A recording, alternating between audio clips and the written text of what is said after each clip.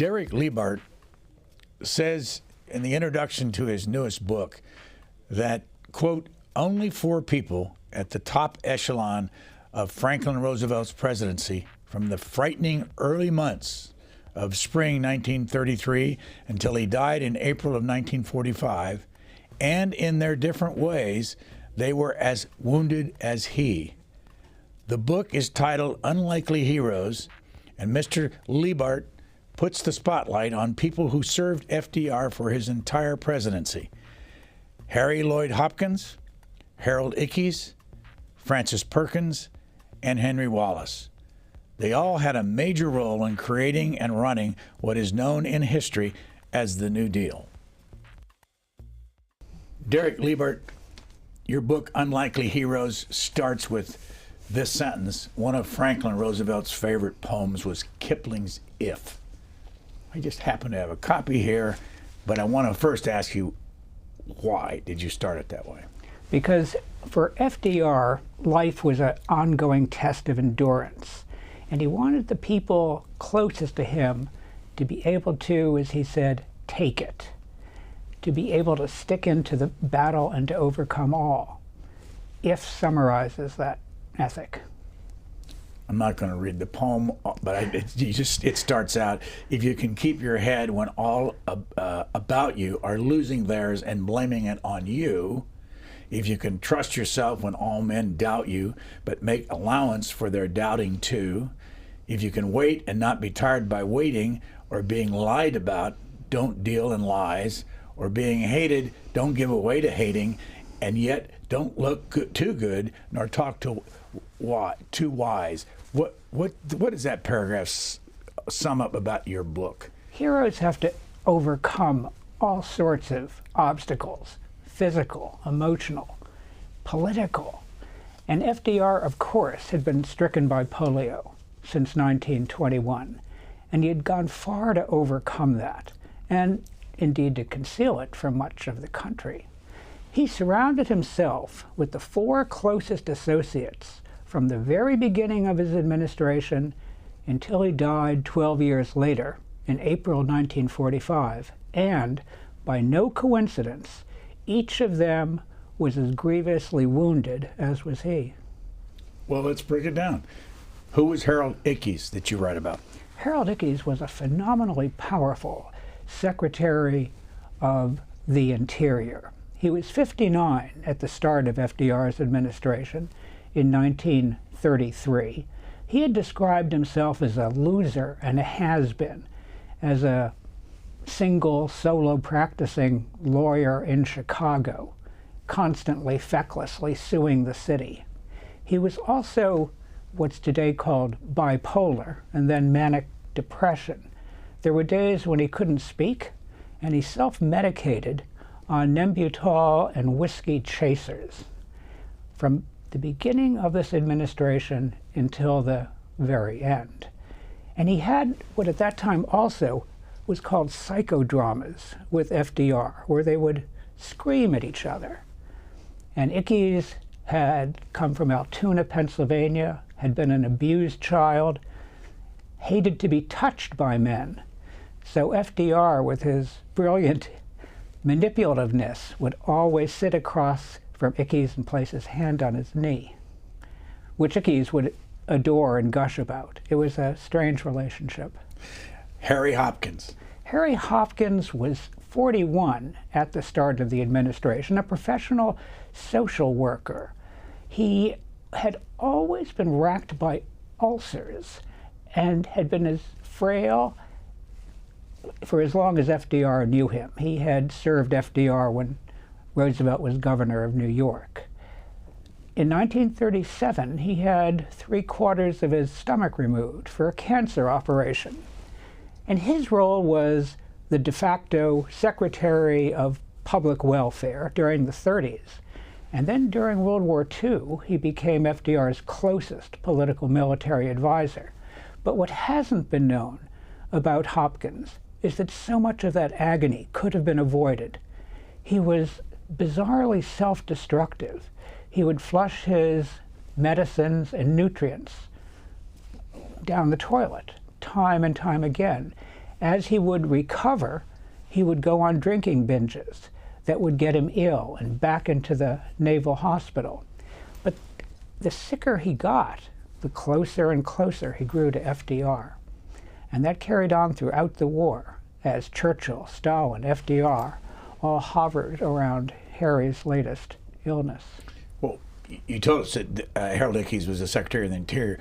What was the highest, a title for Harry Hopkins? The title was Director of the WPA, the Works Progress Administration.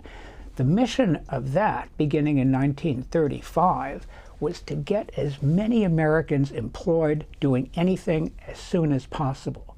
There had been predecessor efforts at that, pushing out money to hire people, put them to work, whether it was drawing paintings on the sides of buildings or raking leaves, anything to get the money out there and put people to work. And Hopkins was extremely good at that. Your third of four people that you call unlikely heroes, Frances Perkins. Frances Perkins, 53 at the start of the administration, was the first female ever to serve in a presidential cabinet. Like Hopkins, whom she knew under FDR's governorship, she was a longtime professional activist and social worker. She had been FDR's commissioner for labor affairs in Albany, New York. But Frances also had a trying, sad life. Her one-time glamorous husband suffered from grievous mental illness and was hospitalized in an extremely expensive private sanitarium in Westchester County, New York. Her daughter was similarly afflicted. Frances Perkins was always bereft for money and a very lonely person as well, although she would confess to having 2 or 3 close personal friends, as she described it. And she was Secretary of Labor. But all these titles, Secretary of the Interior, Secretary of Labor, Secretary of Agriculture when we get to Henry Wallace, they can't be compared to today because those were phenomenally more important positions in that era. And you just mentioned him, Henry Wallace, former vice president. Indeed, and Secretary of Agriculture, which was the biggest government department at a time when about 30% of Americans made their living from the land. Henry Wallace had what the New York Times called a freakish intellect. Henry Wallace spoke as an equal with Einstein and with the great economist, John Maynard Keynes. He was also a very solitary man. The famous historian Arthur Schlesinger Jr., who knew Wallace, said that there was an emptiness at the core of Wallace's soul. It was a genius that kept him apart from others. He bonded intellectually, however, with FDR, who had a capacious mind of his own. And in 1940, FDR asked him to run for vice president on his ticket. Let's go back over the 4 again and tell us more about them as their people. But what do they look like? How did they dress? What was their demeanor on a day-to-day basis that you could find? And we'll start with Harold Ickes. Harold Ickes was 5'7", sandy-haired at the start, spectacles. He was not particularly physically impressive. He was caught in a 25-year torturous marriage with lots of domestic violence until his wife died in a car wreck in 1935. And then he married the striking Jane Dahlman, who had just graduated from Smith College with a 40-year age difference between them. In fact, she was the sister of his stepson's wife.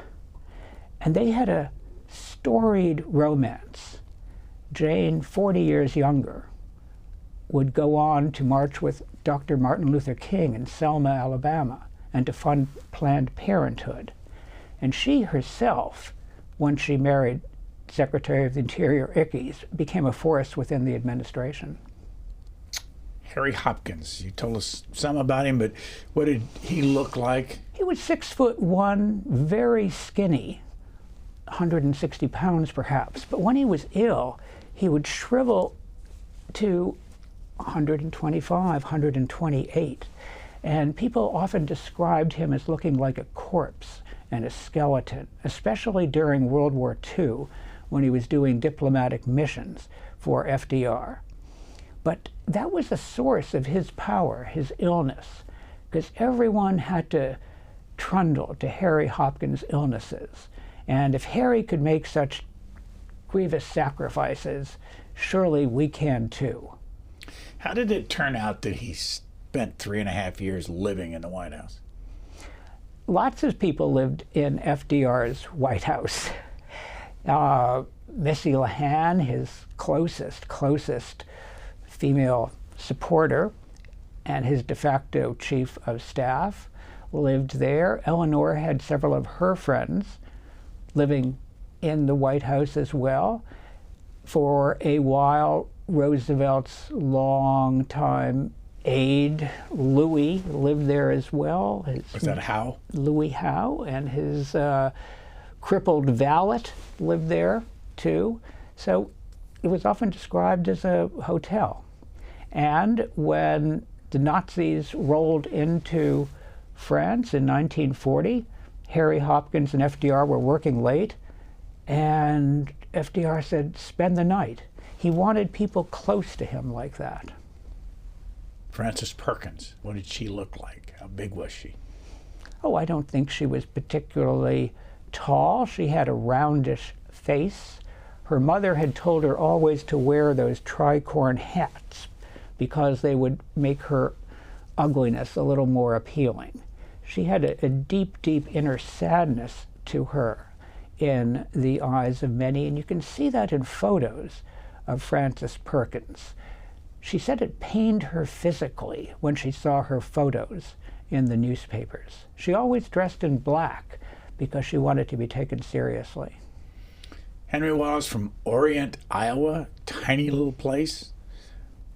What was he like physically? He was the most impressive by our standards today. He was 5'11" in perfect physical fitness because at that era, climbing Pikes Peak, for example, or being a vegan, or going on long camping trips and hikes was looked upon as too eccentric. So he kept himself in perfect physical shape. He looked like a man of the land. He had a starchy voice and bushy hair. I haven't seen you since 2010 when we sat down and talked about your book, Magic and Mayhem, and I must say there's a lot there about you in that interview. If people want to go back and see it, it's on our archive. They can find it on the C-SPAN archives. It's very easy. It's an hour interview. But since that time, what have you been doing? You told us about you were in a consultancy, you taught at Georgetown, you've done a lot of things in your life, but what have you done since 2010? Well, there was a book between the one that came out that you and I spoke about, Magic and Mayhem, about the ongoing foibles of U.S. foreign policy. There was a book that I worked on that came out in 2018, Grand Improvisation. It's about how the U.S. rose to power after World War II, and it won the biennial 2020 Harry S. Truman Book Award. That took time, but there is a day job, and that requires work as a management consultant, mostly in the tech space. How did you go about researching this book of the 4 unlikely heroes? That is a fascinating inquiry because, of course, it overlapped with COVID. So many of the great libraries that we depend on, Library of Congress, the presidential libraries, they were all closed. Harold Ickes kept a diary about 4 million words. 3 volumes have been published of that massive diary. The rest is in the Library of Congress. Francis Perkins has an enormous 5,000-page oral history that Columbia University has digitized. Henry Wallace has a 5,000-page oral history as well that Columbia had not yet digitized. And during COVID, I wrote the Columbia University librarian and said, I need to look at this interview. And Columbia University very generously digitized the whole thing and sent me a PDF. So those enabled me to go far in my research, overlaying these massive amounts of insights from the 4 lieutenants, as I call them, plus drawing on the Hopkins papers, which are online at the FDR Presidential Library. So the new material behind this book is to overlay those 4 massive sources of information. And from that we can create dialogue, and we can also see how they pooled their impressions of FDR. What did each of them think of each other? They were friends, but through very gritted teeth. They came together as a particular type of FDR group in 1933. Perkins and Hopkins had known each other from the governorship in Albany, but they gelled and found common interest together in 1933. FDR had an uncanny ability to select talent. And there was no official group, or historians call it a team, in the FDR administration. He would never have countenanced any rival source of power. But they had close personal relationships. Perkins and Henry and Elo Wallace would go to church together every Sunday at St. James here on Capitol Hill. Indeed, in 1939, Henry Wallace, as Secretary of Agriculture, saved Henry Hopkins' life by having his scientists at the Agriculture Department create nutrients that Harry could then live on for his remaining days. Perkins and Harold Ickes worked hand in glove on handling the great labor strikes of that era. So it was a close bonding of personalities as well as political figures. How did you, we talked about the research, how did you categorize it in your own work so you could get easy access to each of the 4? There are more myths that surround Franklin Roosevelt and the Franklin Roosevelt presidency than any other presidency in American history. It's full of myths. Myths that are huge about how the New Deal was created and implemented. Myths such as why FDR never backed the anti-lynching bills of the late 30s, which was the South's primary instrument of racial terror. Myths that FDR had some kind of a friendship with Churchill, and myths at the end of World War II that there was no alternative but for him to allow the Red Army to sweep into Eastern Europe. The Roosevelt presidency is myth upon myth, and as I began to look closer at the presidency, I zeroed in on what historians had not written about before, which is how FDR led and how FDR governed. And it had not been noted that only 4 officials at the very top were there from beginning to end, that they were a group of friends, and that each of them, in the idiom of the day, was crippled, as was the president. Let's go through the 4 and tell us the individual's relationship with FDR during those 12 years. Start with Harold Ickes. How did he relate to FDR? He had the psychodrama, and that was a word of the time, the psychodrama relationship with FDR. It startled him how rude he could be with the president. And on the other hand, FDR enjoyed getting into Ickes' strange life of sexual peccadillos, of corner cutting, of propositioning the wife of a British diplomat at dinner. That all amused FDR greatly. But he had Harold Ickes as his bruiser, his enforcer, as basically the chancellor of this administration to a very watchful monarch. It's important to emphasize that FDR enabled each of these four to soar. They were in political suburbia at best in 1933. Unlike any previous team, say around President Lincoln, these were all outsiders. None of them thought they were better than FDR. He brought these near outcasts together, and he enabled them to soar. Ickes became what was called the king's champion. He would do much of the bare-knuckle fighting on the hustings for FDR.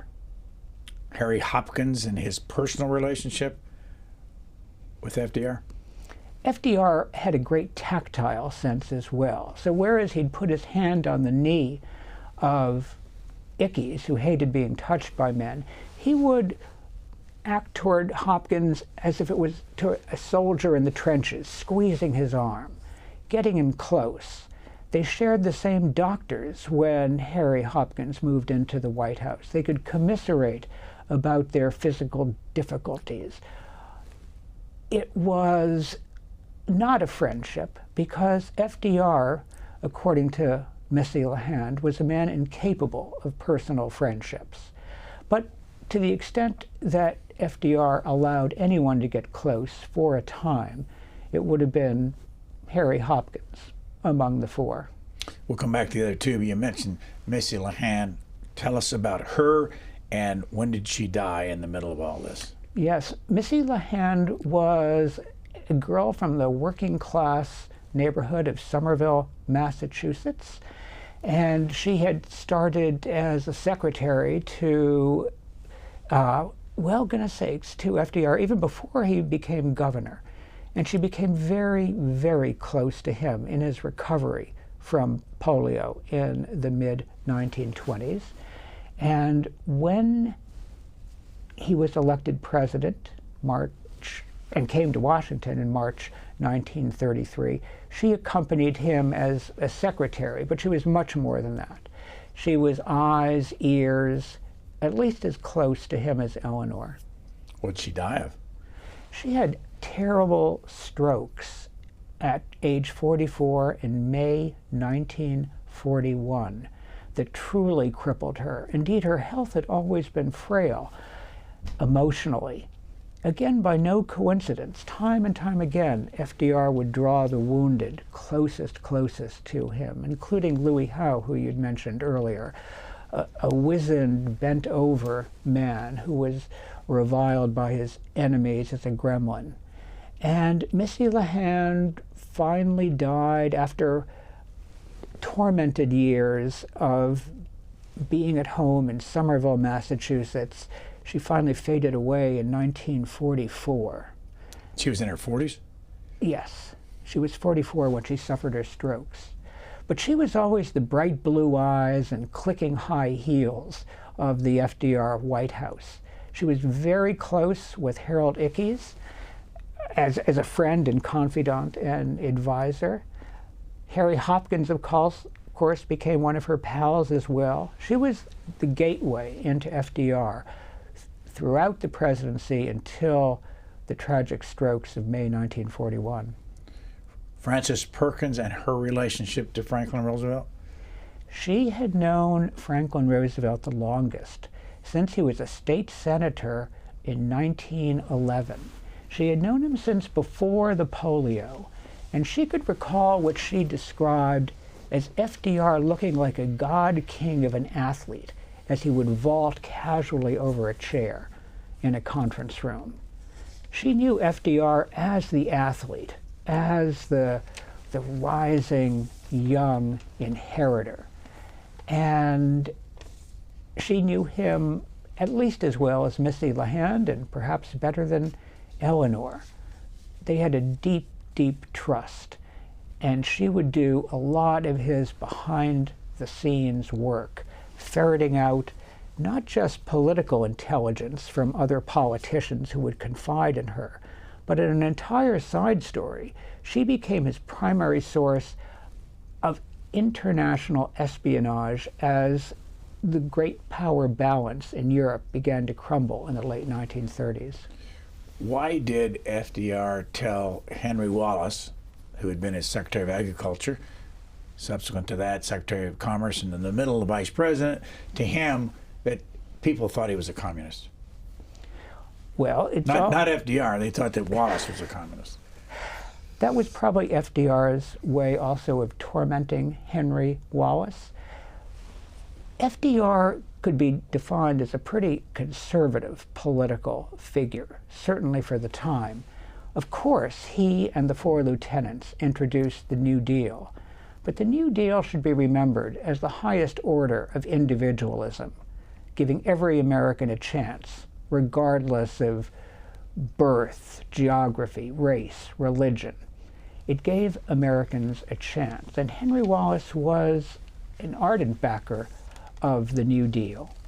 But by 1944, when Roosevelt made that accusation, Henry Wallace was seen as the champion of the New Deal, according to the Washington Post, whereas FDR had moved away from it to run the war. So the question always was, well, who was more left in that administration? It wasn't Henry Wallace. It would have been Harold Ickes by far. What's your own view of FDR? A great leader, undoubtedly, but great leaders in a democracy don't have to be nice.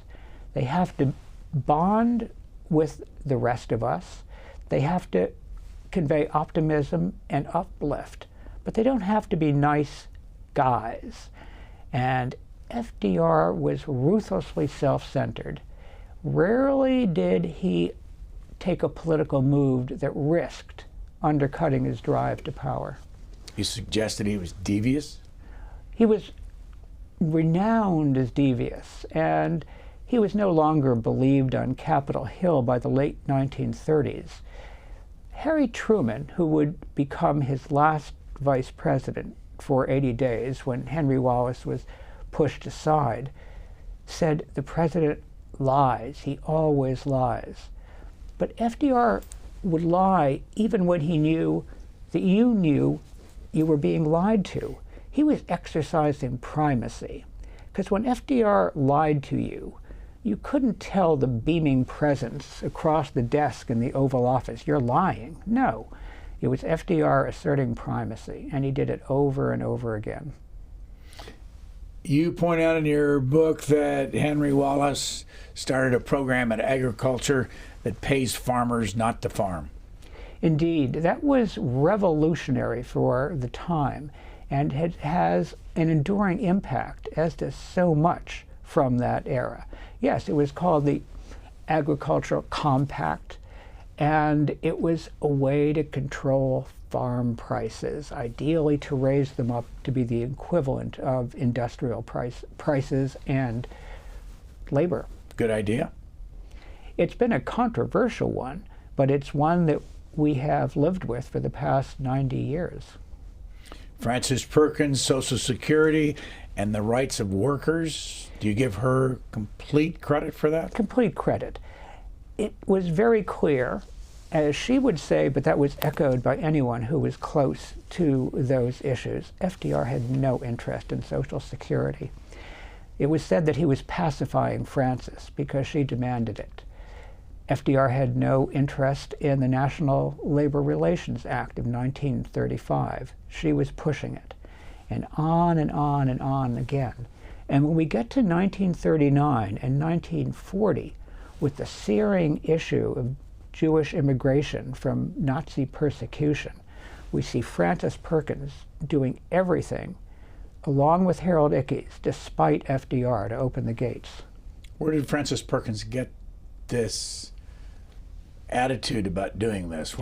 She had a deep spiritual core. She was a serious Episcopalian, and she was serving her Episcopal God from beginning to end. In the lore of Frances Perkins, it shows how, as a social activist, she worked in Philadelphia as a young woman, rescuing runaway girls from pimps. And in New York then, by the early 1900s, she was doing workers' rights, and she saw the terrible triangle shirtwaist factory around lower Manhattan. She saw it firsthand from the curb. All of this had driven her to fight against child labor and to fight for workers' rights. You write that Harry Hopkins was not afraid to pump out money to citizens in dire emergency. That sounds familiar today. Indeed, but at the time, it was a radical proposition that government had a role to protect people in peacetime just as much as in wartime. The idea that the downtrodden had to be helped up by the federal government was radical stuff. How successful has all this been? At the time, it saved democracy in the United States, in my judgment. We forget how perilous democracy was during those years. Much, much, much is similar to today, though perhaps not in the same intensity. But whether it's the FDIC that we read about today in the headlines in bank bailouts, or whether it's political extremism, or minimum wage battles, or unions versus corporations, even climate change, to think of the Dust Bowl. So many of those episodes in the 1930s are echoed today. On Harold Ickes, you say he was the strongest of the era's liberal reformers. Utterly, utterly. Because this grouping of four, these four lieutenants as I call them, this was the tough, enduring core of the FDR presidency from the very beginning to the very end. We have to realize all of them were real tough characters, and that certainly includes Francis Perkins. You didn't cross any of them with impunity, for better or for worse, and they could play as rough as the boss in their battles with Congress, in their battles with CEOs. What did you find in the media, basically the newspapers and radio, back in those days? What kind of coverage did these four people get? Oh, they were all accused of being socialists and communists. Indeed, the socialist slur was wrapped around FDR since the 1932 presidential campaign. They were all given the hammer and sickle treatment. They were all seen as establishing a government that was just one step shy of Moscow. And the slur of socialism just characterized the Republic, and even to some extent the conservative Democrat opponents, from the very beginning to the very end. What was the relationship of FDR with Congress during those 12 years? What is always overlooked by every historian of the Roosevelt presidency is the extraordinary importance of the vice president during FDR's first terms in office, which were the 1930s, the New Deal years. FDR, of course, started with a marvelous relationship with Congress, but it deteriorated and deteriorated by the late 1930s. However, historians might find it timely to ask, how was all this New Deal legislation pushed through Congress so fast? The greatest legislative strategist of his generation was Vice President John Garner from Uvalde, Texas, a 15-term congressman who had been Speaker of the House. He recast the vice presidency, of course with FDR's cooperation, into an office that had not been that powerful since the days of Adams, Jefferson, and Burr. He had an impact not only on domestic affairs, but when you wanted to lay the riot act down for Japan, who would you send to Tokyo? John Garner, in 1934-35, would go to Tokyo, the highest official to go to Tokyo until Gerald Ford, and would meet with the Emperor of Japan, which had by then terribly invaded China. He was a fascinating person who has been completely obscured by the historians of the New Deal.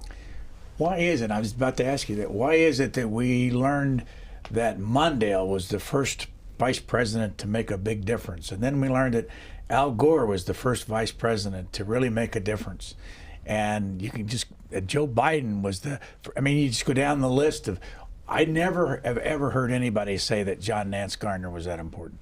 John Nance Garner was exceedingly important. You had the greatest push of legislation in American history during the 100 days, the first 100 days of the FDR presidency. That wasn't just done by the goodwill of Congress, let alone did that go on and on and on.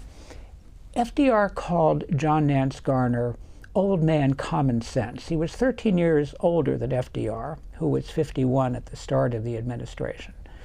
And he and FDR had a relationship that by 1940 had deteriorated. John Nance Garner quit, or indeed declared himself for the presidency in December 1939. He didn't want to stay on as president. But Garner had some core values that were vital for that time. Among them was anti-lynching. He had troubling views of his own, such as on labor law. He adamantly opposed sit-down strikes, which would be declared illegal by the Supreme Court. But he was a fervent enemy of the Ku Klux Klan, and he was adamant against lynching. So how important was the war, World War II, to getting us out of the Depression? It was vital to getting America out of the Depression. Certainly the New Deal didn't do it itself. Growth rates during the 1930s were sizzling. I wish we could have them today, for better or for worse, 10%, 12% a year, except when a recession struck in 1937. But unemployment never came down from a terrible, terrible high of 25% in 1930 to a lingering 15%. Everything the FDR presidency tried to do could not bring down the unemployment rate. Finally, by 1940, with military Keynesianism, meaning throwing so much money into buildups for war, the economy boomed. How much of what we have today as the underpinning of the federal government came from those 12 years when FDR was president and these four people were involved in creating these new programs? Here's a good way to think about it. When FDR was inaugurated on Saturday, March 4th, 1933, 90 years ago, people still spoke about these United States of America. Indeed, there was a prayer at St. John's Church right here near the White House, and the prayer extolled FDR as the future president of these United States of America. When America stood triumphant in the world in 1945, the term was the United States of America. That change had occurred over those dozen years. We went from these United States, we were brought together as the United States. So if you're alive, obviously, it's a strange way to say it, people who are alive today, what kind of things on a day-to-day basis were brought about back in those 12 years? Well, Social Security, for one, which many of us still enjoy, despite so many of the attacks even today on Social Security. Minimum wage, labor rights, if we want to enjoy union membership. Of course, this has been besieged from the get-go until today. You know, leave aside issues like racial discrimination and opposing immigration. But to be sure, this shapes our lives today. How did FDR dump Vice President Wallace? Oh, that was devious and filled with lies, as Wallace understood. A fascinating part of your question is, why did he do it? Because initially in 1940, he bonded intellectually, to be sure, with Wallace. But Wallace was not a particularly adept politician in 1940. By 1944, when the Washington Post was praising Wallace as the New Deal champion, Wallace had turned into a formidable politician, and to be sure, the Democratic favorite if FDR did not run for a fourth term. FDR could never abide such rivalry, and it was no surprise to Wallace, as he wrote in his diary, that he would get it in the neck from FDR. Why did Henry Wallace like the Soviet Union? Well, the Soviets were our allies, and so much of this administration, FDR down, was naive about Stalin and the Soviet Union. FDR did not grasp that Stalin was another psychopath, and a cleverer one than Hitler. They did not see the danger, despite many, many warnings by people who indeed understood the Soviet Union. So FDR, with Harry Hopkins as his middleman to Stalin, Henry Wallace as well, Ickes too in his speeches, they focused on the near term. For a democracy, if you're going to have an ally in wartime, that ally is your friend, and you're dealing with your friends. And the FDR administration, which was riddled by Soviet espionage, regarded Stalin and the Soviet Union as a friend of America. Why would FDR be so naive about Stalin? It was conceit, because FDR believed he could handle anyone, that he could get at Stalin, quote unquote. He would act toward Stalin as you would to a big city political boss. He believed he could manipulate Stalin as well. He never understood Stalin. He knew he was a brutal dictator, to be sure, but there are lots of brutal dictators in the world. He didn't understand Stalin's subtle use of terror, that he was a psychopath, a destroyer of nations. What was Eleanor Roosevelt's relationship with these four people? Eleanor, throughout the presidency, was the country's primary figure of humanitarian values, and she was very useful for FDR on questions of the anti-lynching bill or Jewish immigration. But Eleanor could also rationalize lots of her husband's inaction. Toward these four, she was cordial with all of them. She was close with Francis Perkins. They shared many of what Perkins would describe as Episcopalian values on race, on workers. She had a cool relationship eventually with Hopkins, who she saw as manipulating the president and getting too close, and a cordial one with both Ickes and Wallace.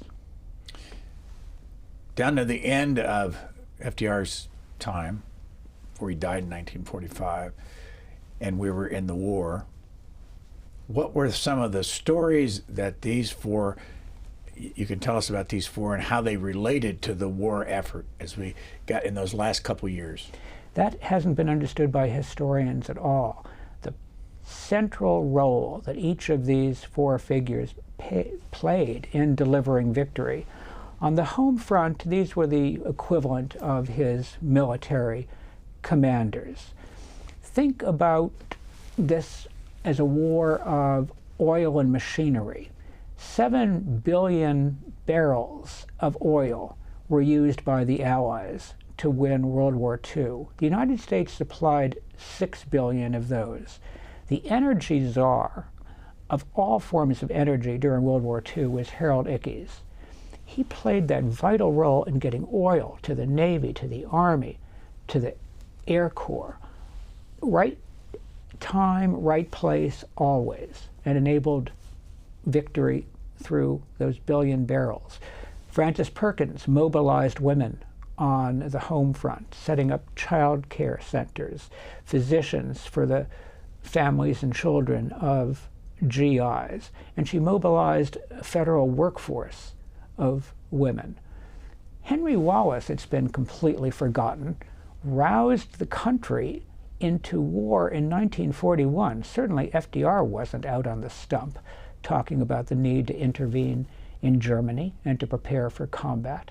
And then in 1942, Henry Wallace did his brilliant speech called Century of the Common Man, where he laid out the values for which America was fighting for.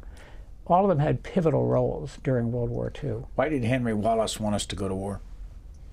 Because he believed that the destiny of a democratic Europe and of America was inseparable. FDR, perhaps for good reasons, had to be much, much more cautious. But Henry Wallace, Harold Ickes specifically, took off the gloves and went both after Nazism and Imperial Japan. Harold Ickes was the first high official to be denounced by Hitler. And Harold Ickes was the one who in July 1941, for better or for worse, cut off all oil to Japan without FDR agreeing to it or knowing about it until it was too late. No one had ever seen FDR so angry at anyone or anything as when Ickes cut off the oil to Japan, describing it as a sanction. And it was too popular a move for FDR to reverse it. Going back to the end of the war and the fact that you pointed out in your book, of course, that FDR was very sick. Why did the country vote him back in 1944 in his fourth term when he was so sick at the time? Well, it wasn't apparent, even to those closest around him, how sick FDR was. He had always had undulating health. Indeed, as if the presidency wasn't tough enough, being in that office for 12 years, 10, 11, 12 years during the Depression and during war, he suffered from a variety of physical ailments, but congestive heart failure was ganging up on him through 1944. To be sure, it could be concealed from the country, but even if you were close into FDR and met with him periodically during the week, he could turn it on and he could turn it off. He could rebound. He could engage with you immediately if you raised a compelling issue with him, which was usually a political one. You point out that at his fourth inaugural speech that was given at the White House, that he only had 500 words, a little bit more than that, shortest inaugural speech in history, and that he was quite wobbly. Did Yes. people not notice that? Yes, those who were very close to him, standing around him as he gave the speech, could see him grip onto the lectern. Indeed, but it was as if they denied it themselves. After FDR died, April 12, 1945, everyone would write in books or give interviews saying, oh yes, well, we knew he wasn't going to be long for this world. But what shows that to be misremembering is that nobody had been courting Harry Truman for those 80 days when Truman was VP. You can check Truman's calendar and you could see that no one was regarding him as a president in waiting. These four that you write about, what did you not like about each one of them? We can start with Harold Ickes. Harold Ickes had a terribly tortured sexual life. Indeed, he had seduced his stepdaughter, which was one reason for the tormented marriage he had with Anna Wilmarth, his first marriage to a rich divorcee. He could be whiny as a child, which is how FDR often treated him, as a child. But ultimately what he had to overcome in order to accomplish so much can't help but leave me, at least, as admiring him. As long as we're on Harold Ickes, what's the difference between Harold Ickes and his son, Harold Ickes Jr., that served in the Obama administration? It's a fascinating development today that the descendants of each of these four lieutenants, as well as of FDR, are now a group of political activists who were fighting for New Deal values and New Deal legislation. That would include grandson Jim Roosevelt. It would include Harold Ickes Jr., the actual son of Harold Ickes and his wife Jane Dahlman. It would include June Hopkins, who is Harry Hopkins' granddaughter, and Tom Perkins Coggeshall, who is Francis Perkins' grandson. They are now out there calling themselves the Descendants and well known from writing in Politico, The Hill, The Nation, from speaking around the country about the importance of upholding Social Security, among other New Deal achievements. Do you talk to any of them? I do. We have in the past weeks become friends, and we expect to advocate for many of these issues using the book, using their organization, using the Wallace Global Fund, which is the result of Henry Wallace Sr.'s great achievement in biogenetics. Would you characterize your politics the same as the ones you're talking about now? Oh gosh, I was a fundraiser for Ronald Reagan, and then a fundraiser for Obama, and I'm a registered independent in Washington, D.C. So what motivated you to do the fundraising for Reagan and Obama? For Reagan, it was foreign policy, because I was deeply involved as a young academic at Harvard in U.S. foreign policy, and I saw the Soviet Union as exceedingly dangerous and predatory. By the time that Obama was running, however, America's domestic scene was in desperate need of help, and that got me involved in the Obama campaigns. We talked in 2010 about foreign policy and your attitude about the foreign policy world. When you went to Oxford, what did you learn about what's being taught at Oxford, which has such a, it's got a very positive image in the United States, the Rhodes Scholarship and all that. What are they teaching at Oxford? What were they teaching when you were there? Well, I got a doctorate at Oxford in political economy a long time ago. But part of the fun of the Oxford system is that in graduate school they don't do much teaching. They leave you alone to do your research, to produce a thesis, and then to defend it vigorously. It was pretty laissez-faire, my experience, and that's the Oxford approach to graduate studies. They want their doctoral candidates to do an original contribution to knowledge, which is the requirement for a doctorate. As long as we're talking about it, education in Harvard. What is Harvard? So many people in this town are from education got from Harvard. Well, I wasn't educated at Harvard at all. No, but you taught there. Well, I was a postdoctoral research fellow. But you know Harvard, you've been there. What is Harvard teaching about foreign policy, and what impact is that having on a town like this? I would see a great diversity from what I read at Harvard. One can find eminent professors like Stephen Walt at the Kennedy School, a former dean, who is a leading proponent of responsible statesmanship, for instance, which means a more cautious U.S. foreign policy. And of course there must be others on the Harvard faculty and the students, etc., who would be more enthusiastic about global engagement. I, in foreign policy, have seen a pretty good diversity there. I want to go back to a question I asked you earlier, and we didn't get to the others. What did you not like about Harry Hopkins? Well, Harry Hopkins was a fixer and a manipulator until he met a much, much cooler, bigger fixer and manipulator in FDR. And Hopkins was always grateful, I think, that he had gotten that close to FDR. But so many of the characteristics that made both Hopkins and FDR disagreeable, their lying, their manipulations, their petty cruelties, also enabled them to be great servants of their country and to achieve so much. How often, by the way, did Harry Hopkins go off on his own in foreign policy and meet with people like Churchill, and did he have a relationship at all with Stalin? Indeed, but that was under FDR's very, very close supervision.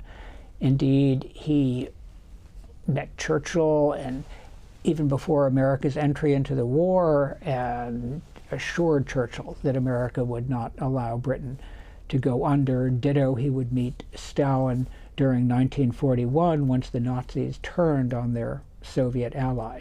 Yes, so he was FDR's great diplomat during the war, but it was far more than a diplomat. It was a political military representative. And by 1944, he essentially became de facto Secretary of State when the long-serving Cordell Hull finally quit. You talk about Hopkins being very sick with a lot of diarrhea and a lot of stomach problems and all that stuff, and had abdominal pain and would go on a long trip and all that. Why did not somebody stop him if he was that ill from being involved in these critical times? Well, many tried to help Harry in his sufferings. He had many people that he patronized, such as General George Marshall and Averell Harriman and so on, but they were all pretty wise to his self-destruction.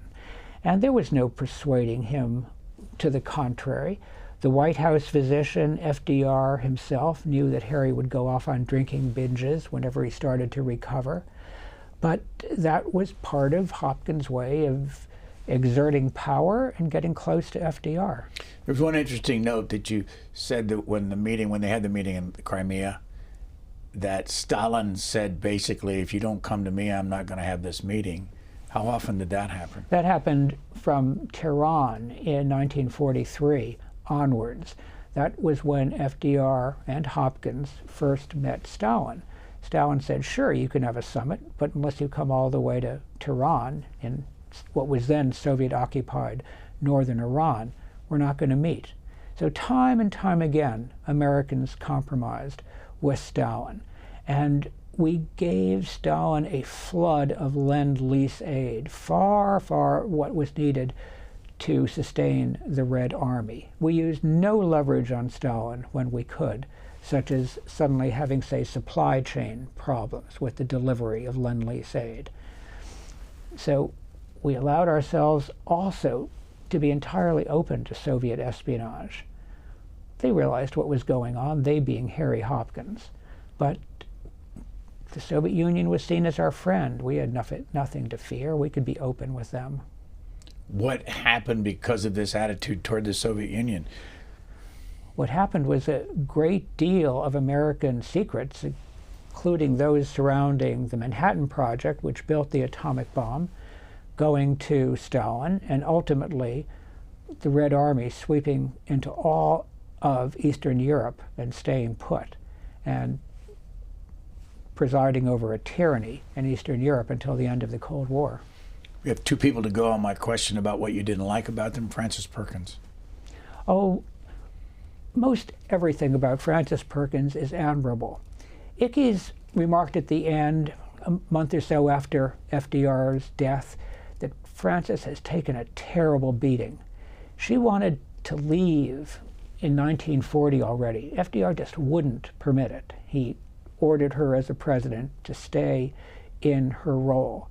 Frances suffered grievously, not only because of family problems with her ill husband and ill daughter, but she lost her two life partners during those years.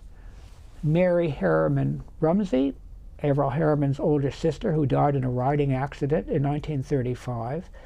Frances had lived with her for several years here in Georgetown. And then in 1942, Congresswoman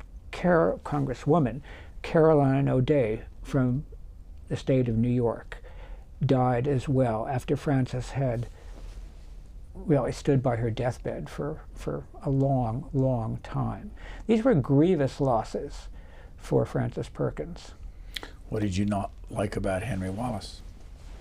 Well, Henry Wallace could be notoriously aloof, but it wasn't an aloofness out of arrogance or not liking people. It was an aloofness because he was following his own vision. So he would be able to walk through a room and not notice you, or be in a conversation and appear ethereal. And that annoyed lots of congressmen. He would preside over the Senate as vice president, and he would slump down in his chair as visibly bored, and then he would challenge people to play paddleball with him or go climb a mountain, which they thought ludicrous. After FDR's death in 1945, each of these four lived, one of them not very long. Harry Hopkins died in 1946 at 55. How did he die, and what did he do in that interim period after FDR died? He was given a job by the mayor of New York at that time to preside over a labor organization for the garment union in New York. Very high salary at that time, $25,000. And he also got a big book deal to write his memoirs. But he couldn't function by then. He was living in a grand mansion on Fifth Avenue, subsidized by Averell Harriman. But he was getting sicker and sicker and sicker. And then by January 46, finally could hang on no longer. What did he die of? He died of the diseases that had been undercutting him throughout these decades. Malnutrition. Essentially, he starved to death. Harold Ickes lasted until 1952, and he was 77. What was his life like after FDR? Truman couldn't put up with Ickes. Part of FDR being a great leader is that he would tolerate ferocious abuse from Ickes, because Ickes was useful and contributing much to the country. Harry Truman wouldn't put up with that for a moment, and by February 46 fired Ickes, who became an exceedingly well-paid columnist for newspapers. And Ickes carried his battle for civil rights into the press and wrote and wrote and wrote columns and columns until the day he died in 52. Henry Wallace died in 1965 at age 77. What was his life like and after? So did Francis Perkins. They died very close to each other in 1965.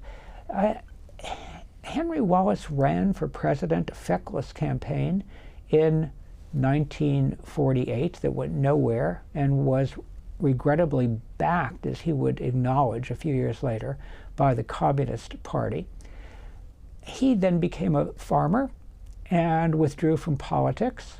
Frances Perkins, for her part, after FDR's death, became a commissioner of the Social Security Commission.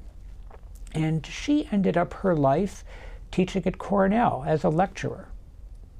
But none of them carried on to any great famous positions, as one might think. With FDR gone, they drew apart. What was the hardest part of writing this book? Oh, well, as you suggested earlier, writing it during COVID and making sure that one had access to the key papers and people. When we last talked in 2010, you were being very critical of America's, the way America exercised its foreign policy. We've had 13 years since I last saw you in this studio. What's your reaction to the last 13 years and how we're functioning with foreign policy? FDR would say repeatedly that war is too important to be left to generals.